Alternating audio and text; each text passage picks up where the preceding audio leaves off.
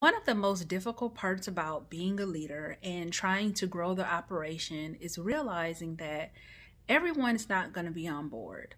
And when everyone's not on board, right, we're in the boat and we're not rowing in the same direction, then you've got to coach those individuals to either row in the same direction or teach them how to row, identify if they're just not rowing because they don't want to, or if it's an opportunity to hold those individuals accountable and set expectations.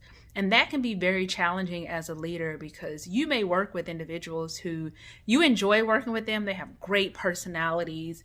You connect with them on a personal level very well. But when it comes to actually being efficient and productive in the work, they just can't quite get it right. And it's not even just an issue where it's solely on skill, right? Like they just don't have the skill.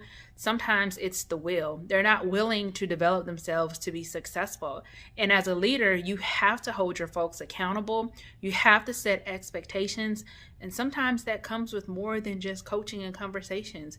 It can come with termination. And that's difficult for most leaders, I will say. I'm sure some people really don't care, but for most leaders, it's difficult when you have to terminate individuals because they're just not meeting the expectations, especially if they're trying, right? You're trying, they have the will, but they just can't get the skills. So I have to say, when you think about any operation that you're leading, and you're connecting with people and you're coaching them, like really doing your very best to create an action plan or a strategy where you can give them all the resources available to be successful. And if they don't, then it's the accountability piece where they have to take ownership of that part. And whatever the results are, then at the end of the day, you've done everything possible to help that individual.